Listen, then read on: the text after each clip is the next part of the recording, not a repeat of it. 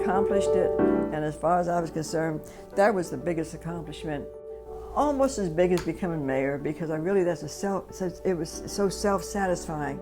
And to this day, I have a miniature replica of my diploma in my wallet that I keep every day.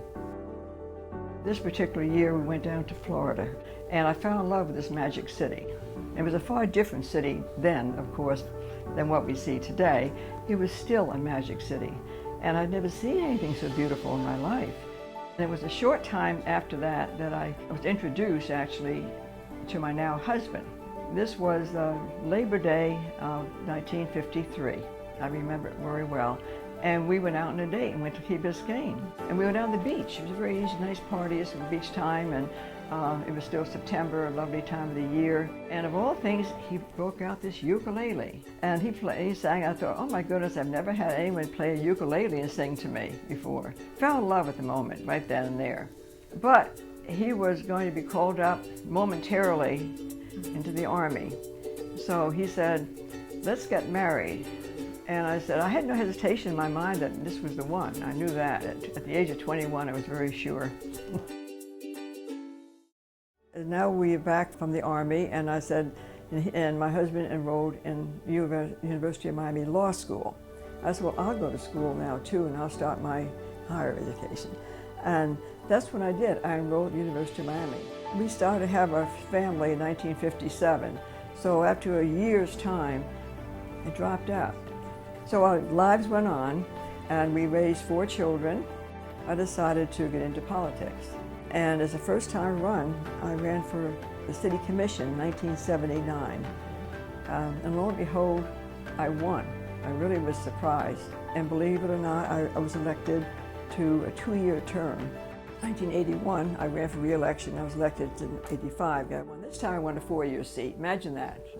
At the end of that time, I decided, why not run for mayor? Let's climb a little higher. So we had a defining debate to present to the whole Chamber of Commerce how you were going to win the election and what you were going to do and so forth. That morning I woke up and I didn't have any voice. I had laryngitis. So I whispered into the microphone the entire time. Maybe I won the election because of it. A sympathy vote, I don't know. Nevertheless, I did win that election.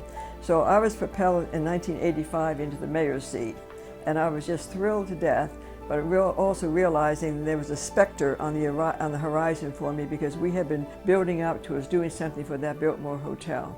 Now, as you know, the Biltmore Hotel was restored, and the Biltmore Hotel vicinity is a beautiful place. It's considered the jewel of the city, and it's known far and wide. But don't forget, as far as the UM is concerned, I had unfinished business. I started in 1956, and it's only 1 year. So I decided to go back to the University of Miami and finish up my degree. I kept that transcript in my little safe deposit box, believe it or not, all those years. And every once in a while, every few years, I would happen to go into something in that little safe deposit box at home, and I come across my little transcript. And I say, well, one day I'm going to finish this up. Lo and behold, it came down to the end. I was missing 1 credit. Dilemma. What do I do? I can't graduate, and after all I've done, and all the years have gone by, I enrolled in a drumming class for a weekend. Oh, that was fun. I culminated my career in a drumming class. Everything about the University of Miami, I love it. I really and truthfully love it. I always made the time because I thought it was very, very important for them to know that they can aspire to do whatever they want in politics. It's very important that they do so. It's like everything else in a way, you become accustomed to something, you take things for granted. My goodness, the years that women have advanced in this country, in this world, but in this country especially, and you think it's only 100 years since they even had the right to vote, and the battles that have been fought, and I think that everyone has their own way of approaching what they want to do in life, and they should do. I come from a different era from when you all come from, so I guess I can see more clearly the giant steps. I can see the different phases of life. And it's been a wonderful journey to me.